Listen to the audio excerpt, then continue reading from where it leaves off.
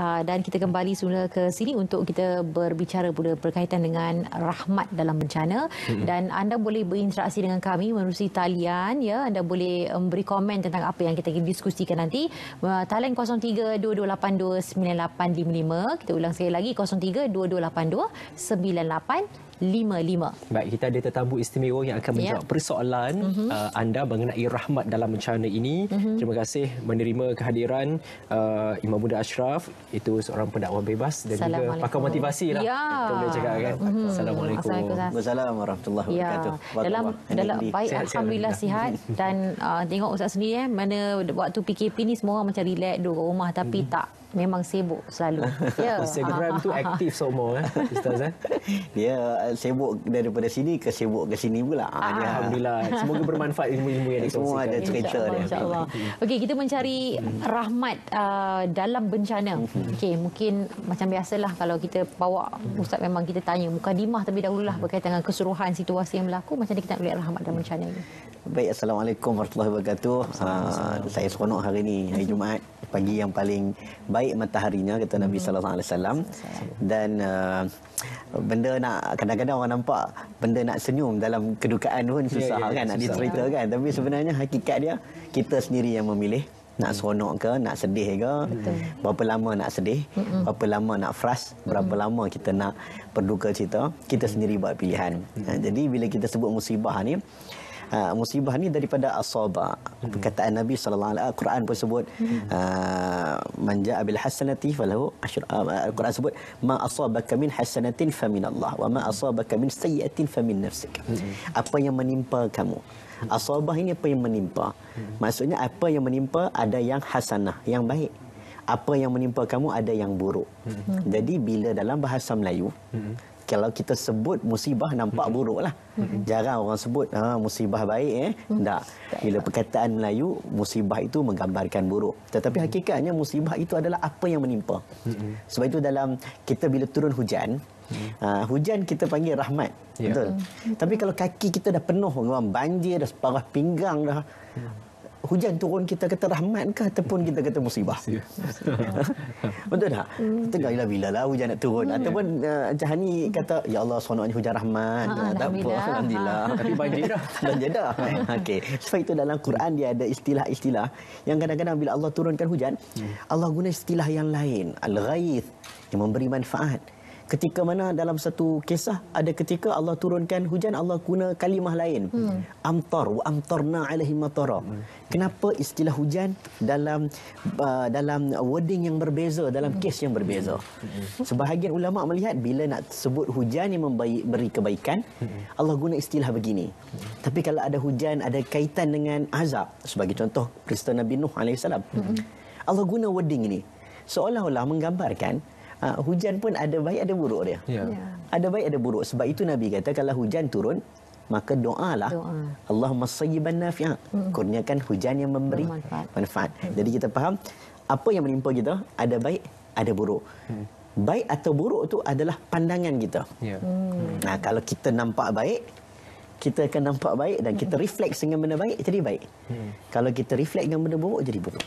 Bercakap tentang COVID-19 ini, Ustaz, rahmatnya bukan saja kepada manusia, tapi juga kepada alam sekeliling, kepada haiwan-haiwan. Bagaimana Ustaz sendiri boleh gambarkan perkara tersebut? Kerana kita tahu sekarang ini paling mudahlah kita tengok yang dimuat naik di media sosial, daripada jarak 300 km kita boleh nampak gunung ini. Sekarang ni boleh nampak Cameron Highland cerah, burung boleh berterbangan bebas. Manfaatnya itu untuk semua. Kita faham, kita taklah menyebut, kita tidak romantiskan episod kesedihan COVID kita ini sehingga kita menafikan kata ianya satu wabak. Betul, kita tak dapat nafikan. Kita pun ada langkah-langkah pencegahan, kita pun kena berhati-hati. Kita pun faham benda ni penderitaan, kesakitan, stres manusia.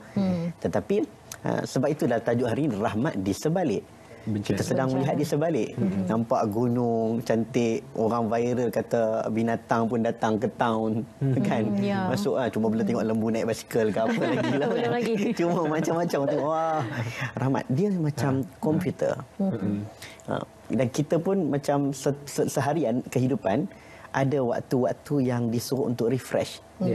Restart. refresh. Ya. Refresh lah kan. Begitulah. Macam kita apps kalau banyak sangat pun kita padam yang mana tak guna. Dan kita susun atur dengan balik format balik. Kita sepanjang hari Nabi tidur qailulah. Nabi tidur qailulah. Tidur yang sekejap ni kita kata power nap lah kan. Tidur sekejap sebenarnya ada kekuatan berlipat kali ganda. Ada sebahagian buat calculation kalau tidur 10 minit boleh memberi kekuatan hampir 4 jam. Contohlah. Jadi kalau kita cek balik seolah-olah dia macam nak bagi kita saya buat perniagaan. Satu benda yang sangat risiko apabila kita buat perniagaan dalam unsur retail. Tapi ada hikmah dia untuk menyuruh kita mengubah model perniagaan mungkin hari ini macam disebut sebentar tadi dengan online dan sebagainya. Dia nak bagi masa untuk kita. Jadi macam disebut tadi, alam mungkin mendapat rahmat di atas kesibukan manusia selama ini. Di atas kerosakan. Sebab dalam Quran pun ada sebut, zaharal fasadu fil barri wal bahr bima kasabat aydin nas. Baik buruk bumi yang ada pada hari ini dengan sebab tangan-tangan manusia. Maksudnya kalau jadinya gempa bumi, jadinya bencana alam, ada unsur-unsur tangan manusia. Tanpa kita kata itu kuasa Allah. Ya ada unsur. Unsur kita tidak menjaga alam, lapisan ozonnya dengan green yang kita ada kempen-kempen yang mungkin kita anggap benda tu remeh. Tapi ianya peringatan untuk kita semualah. Itulah saya teringat sebenarnya lagu Edit G Ade yang mungkin Tuhan mulai bosan melihat tingkah kita yang selalu bangga dengan dosa-dosa, atau alam mulai enggan bersahabat dengan kita. Cubalah kita bertanya pada rumput yang bergoyang. Tapi tak bunyi lagu tu. Kalau bunyi nanti mungkin hujan akan turun. Itu pun mungkin kita boleh anggap sebagai bencana atau bagaimana. Baik, Ustaz kita ada pemanggil di talian, nama dia Reni kalau tak silap Reni, ya saya. Assalamualaikum. Assalamualaikum. Selamat pagi. Assalamualaikum. Waalaikumsalam. Ya, Reni dari Bangi. Dari Bangi. Ya, silakan, ada pertanyaan untuk Ustaz. Saya? Okey, saya ada satu pertanyaan lah. Selalunya kan kita dulu masa kita bekerja full time, bukan work from home, kita selalu minta doa, ya Allah berkatilah masa, bagilah aku lebih masa supaya aku boleh buat lebih, ada nak bagi perhatian ke anak-anak lagi lebih. Tapi kebanyakan kita bila dah dapat apa ya Allah bagi tu, kita tak menghargai. Syukur ya. Jadi apa agaknya nasihat Ustaz lah, macam kita penuhi masa yang kita ada tu bersama anak-anak, ataupun yang belum berkahwin pun dengan ibu bapa selalu video call. Ambil berat sebab sekarang ni kita ada masa, tapi keberkatan masa tu agaknya tak semua orang dapat. Ya, baik. Ustaz ada soalan atau dah terputus tempatan masa tu. Baik, Nabi sebut nikmatan maghbunan. Ada dua nikmat yang selalu orang lupa. Dia akan ingat bila dapat sebaliknya. Antaranya as-sihah wal faragh. Waktu orang yang nikmat sihat dan nikmat waktu lapang. Nikmat peluang. Belum tentu semua orang boleh berada di tempat sini. Ambillah peluang, contohlah ada sebahagian orang diberikan kontrak ND, diberikan peluang untuk mengendalikan rancangan ini. Mesti kita akan ambil sebab tak, ataupun kita, dalam waktu sejam pasti kita buat yang terbaik. Mungkin kita tidak dapat peluang ini dah. Ada orang diberikan tanggungjawab, you kena lead benda ini dalam tempoh sekian. 3 bulan. Dia gagal, boleh jadi dengan gagalnya 3 bulan menjadikan gagal dia dalam karier dia. Tapi ada orang dia mengambil peluang. Orang yang bijak mengambil peluang. Seperti contoh dalam isu hari ini, peluang salah satunya dengan family. Reni tanya orang Bangi, kampung saya tu. Itulah, baru nak cakap tadi, kampung. Kita ni kadang-kadang kita selalu komplain lah. Komplain ada ketikanya kenapa tidak diberikan waktu yang lapang. Anak kita tak sempat nak tengok. Tapi hari ini bila Allah bagi kepada kita peluang, ada sebahagiannya dia menganggap macam peluang ini tak diambil dengan begitu baik. Kita ni hidup tak panjang. A'mar ummati ma baini 60 wa 70. Jangka hayat umur manusia lebih kurang 60-70 tahun. Kita bukan kura-kura. Ratus tahun. Jangka hayat arnab berapa tahun saja. Anjing berapa tahun, 7 kali ganda kurang pada kita. Kita Allah bagi 60-70 tahun. Itu manusia. Kalau lebih itu bonus. Lebih itu bonus. Jadi dalam 60-70 tahun Allah bagi ada satu benda yang sama, iaitu setiap manusia ada 24 jam. Saya 24 jam, Hani 24 jam, Andy 24 jam. Kita sama. Betul. Tak ada siapa pun berubah. Tapi yang membezakan siapa yang paling menggunakan manfaat 24 jam tersebut. Imam Nawawi umurnya 40 tahun. Orang buat kajian tentang dia tidak sempat bernikah, tentang kitab-kitab karangannya. Seolah-olah dia hidup lebih kurang 300 tahun. Itu gambaran keberkatan usia. Ada orang masuk 5 minit dekat rumah. Dia memberikan penumpuan khusus kepada family dia. Ada orang 5 minit Allah bagi peluang duduk dalam rumah. Dia menghabiskan masa yang sama di luar dengan menghandphone, contohlah. Seolah-olah dia tidak pandai menguruskan peluang. Sebab itu kita ni kalau Allah bagi peluang, syukur sebelum Allah tarik peluang. Ya, manfaatkanlah sebaik-baiknya. Selama ni kita boleh umpamakan doa terkumpul. Selama ni orang nak duduk rehat kat rumah, nak masa lebih, dah dapat dah. Jadi manfaatkanlah bersama-sama ya. Baik, dan kita ada panggilan satu. Okey. Sekarang ni, Assalamualaikum, selamat pagi. Assalamualaikum. Waalaikumsalam. Waalaikumsalam. Okey, ini suara terkenal ni. Okey, Muhammad Zulfadli. Tuan Zulfadli, silakan. Saya bercakap. Ya, saya teruskan. Ya, Putrajaya ya. Ya, saya silakan tuan. Okey, Ustaz Imam Muda Ashraf. Ya, Cik Zul Kita Fadli. ada berjumpa masa meninggal Abang Boce di Gombak. Ya, oh ya Allah. Yang badan besar-besar tu. Badan besar. Ya. Okey, baik. Alright. Ustaz, saya nak tanyalah tentang berkenaan perintah kawalan pergerakan, Ustaz. Ya, Zul. Okey, berkenaan kerajaan telah memutuskan untuk perintah kawalan pergerakan. Okey. Jadinya apa pandangan dan peringatan mesra untuk Ustaz supaya rakyat Malaysia mematuhi peraturan yang telah ditetapkan oleh kerajaan supaya kita yang menghadapi wabak virus COVID-19 ni supaya kita stay di rumah, jangan ada pergerakan orang ramai di Malaysia ini. Terima kasih Ustaz.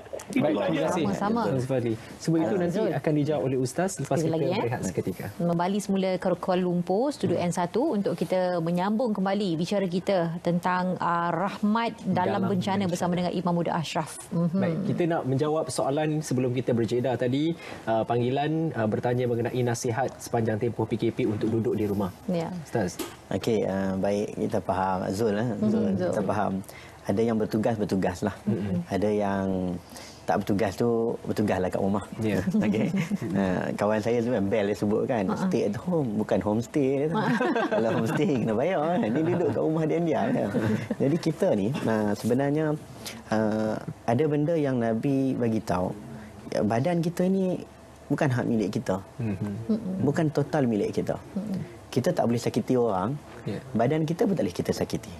Ambil pisau toreh, tak boleh. Bunuh diri besar-besar. Jadi, kalau kita tak boleh sakiti kita, apatah lagi sakiti orang lain. Cumanya dalam bab PKP ni, wabak yang sangat special ni, kita tak nampak jahat dia.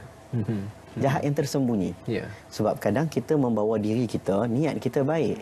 Nak silaturahim, nak ziarah itu, nak ziarah ini, pergerakan-pergerakan itu, ke sini-sini. Kita tak ada niat langsung. Tetapi, bayangkan orang yang baik, tiba-tiba nak disuruh buat satu benda yang dia fikir macam, aku bukan buat benda jahat. Hanya bergerak. Tetapi sebenarnya dia sendiri tidak tahu, dia berkemungkinan berapa ramai di luar sana yang mungkin membawa, kalau kita ikut hari ini, dia akan menyesal kerana dia pun tidak sangka dia adalah pembawa. Kawan saya, seorang yang dulu ada, saya ada 3 orang kawan yang inilah, yang dijangkiti. Bahkan dia pernah menjangkiti kepada orang lain.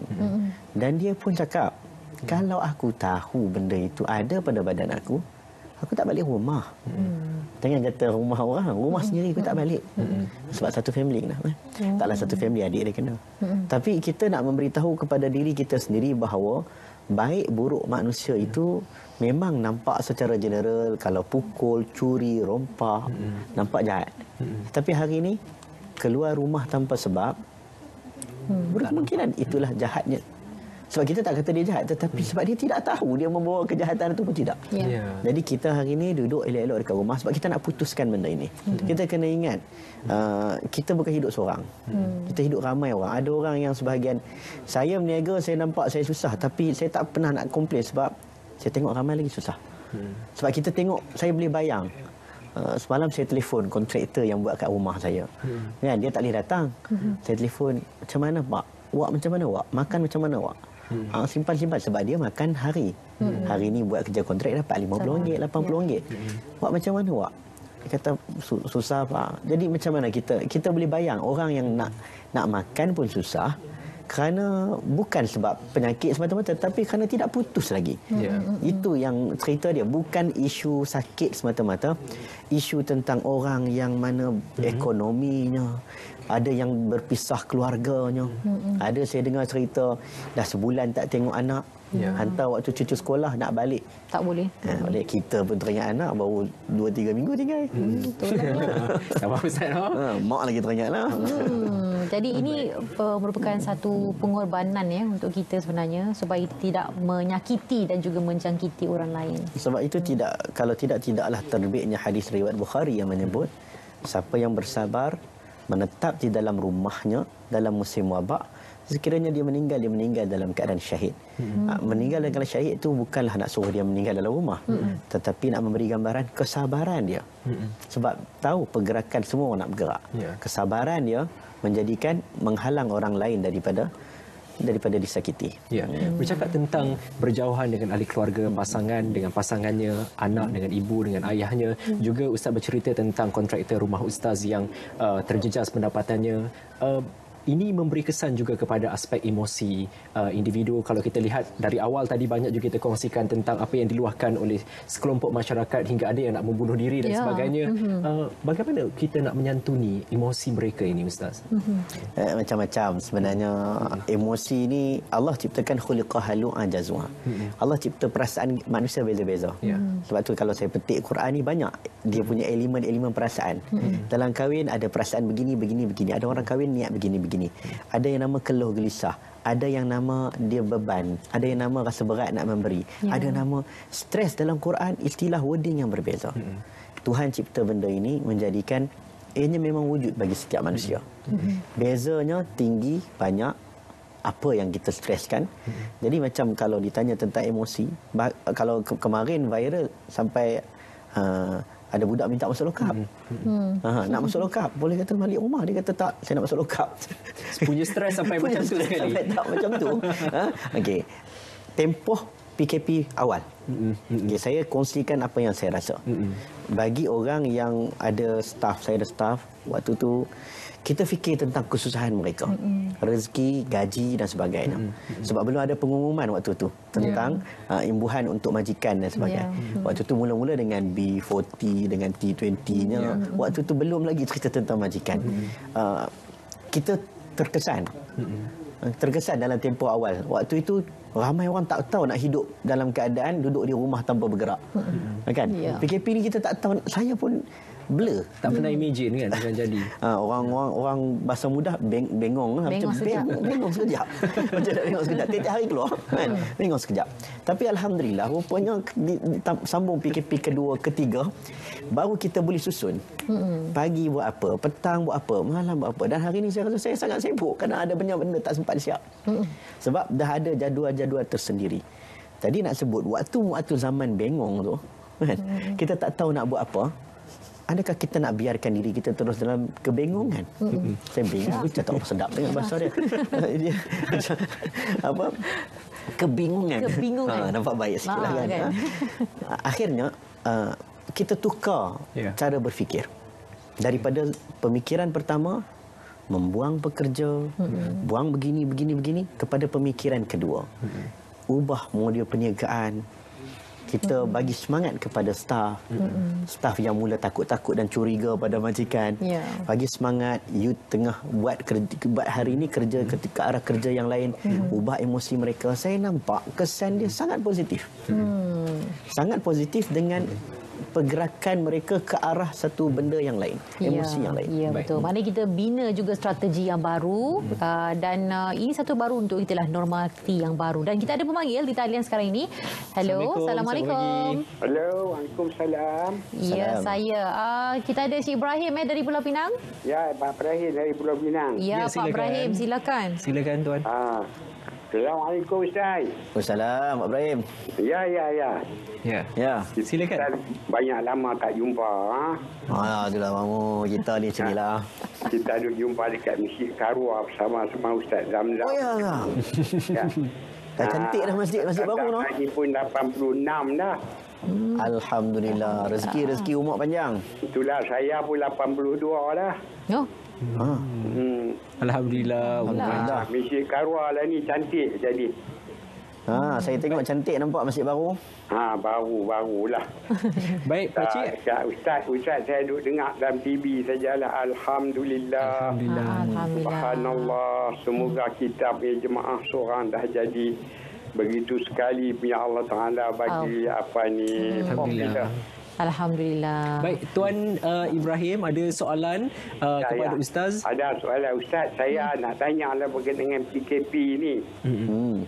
Mengapa pasal apalah kita ni tak sedar diri lagi? Tak sedar diri. Kita tak ada masa nak berkumpul dengan keluarga. Sekarang Allah dah bagi masa kat kita, dah kita komplain pula. Boring. Apakah manusia ni, terutama yang duk sembahyang tu, yang duk sembahyang satu hari 17 kali duk minta dekat Allah, ia kena wudu, ia kena nasta'in. Mengapa tak buat projek dia? Yang tu saja saya nak tanya Ustaz. Ustaz tolong terang saya bagi baik. Okey, baik Pak Ibrahim. Terima kasih. Tak sedap-sedap. Tak sedap-sedap. Saya dengar. Bukan sedap tau. Tak sedap-sedap lagi. Kalau dah lupa fasa ni pun masih lebih sedap-sedap lagi. Okey. Baik, ada ulama bincang tentang apabila sesuatu musibah itu datang, dia ujian ataupun bala. Sehingga ulama pun ada tanda-tandanya, tetapi kebanyakannya memberi tanda yang simple, iaitu jangan tengok sebelum musibah. Kita tengok selepas musibah. Sebab ada juga sebelum musibah baik, tiba-tiba datang juga babak. Ada ketika mungkin ada benda maksiat yang kita lakukan, Allah uji kita tak tahu. Jadi tengok ketika selepas musibah. Kalau selepas musibah orang itu makin taat pada perintah Allah, maka itu adalah ujian yang baik untuk dia. Kalaulah lepas musibah makin dia jauh daripada Allah, sebenarnya itu adalah benar-benar bala yang Allah turun untuk dia. Sebab dalam Quran kata, fa'amal insan fa'amma idza mabtalahu rabbuhu fa'akramahu wa na'amahu fayaqulu rabbi ahanan. Apabila manusia aku bagi rezeki yang banyak, ada orang bonus, dapat gaji banyak, sale bisnes dan sebagainya, maka manusia akan cakap Allah sedang memuliakan dia. Wa ammal insanu idza mabtalahu faqadara alaihi rizqahu fayaqulu rabbi ahanan. Ada ketika manusia ini bila Allah ujinya dengan dikurangkan pendapatan, tanam pokok mungkin tak menjadi, dengan pergerakan dan sebagainya, dia kata Allah hina dia. Dua-dua itu tidak tepat. Tidak semestinya Allah memberikan kebaikan, nikmat rezeki itu menjadikan Allah memuliakan dia. Dan tidak semestinya Allah memberi kekurangan rezeki Allah menghina dia. Tidak semestinya. Sebab yang paling penting adalah dekat ataupun tidak dengan Allah. Kalau you jauh dengan Allah, you dapat rezeki yang sedikit sekalipun tak guna juga. Kalau you jauh daripada Allah, you dapat rezeki yang banyak pun tak guna juga. Sebab itulah dekat dengan Tuhan menjadikan manusia itulah yang faham pemberian Tuhan kepadanya segala nikmat adalah pemberian yang penuh dengan kasih sayang Tuhan. Jadi kita hari ini macam disebut oleh Pak Ibrahim tadi kan, Quran dia banyak ayat Quran. Aamintum man fis sama'i an yakhsifa bi aamintum ni bermaksud adakah kamu merasa aman? Maksudnya kita kena ada rasa macam seolah-olah ini peringatan, teguran tu kita. Kalau kita tak rasa langsung teguran, macam kita nasihat kat anak kita buat tak tahu. Mak cakap dengan kamu ni, kita cakap. Mak nasihat kamu ni, kamu dengar ke tak? Dengar ke tak? Dia rasa macam bukan teguran. Stres. Kan yang kita bagi teguran pun stres. Kamu nak teguran bagaimana lagi? Sehingga boleh membuatkan kamu itu berubah. Ada satu kisah seorang Abidul Haramain, iaitu Fudail bin Iyad.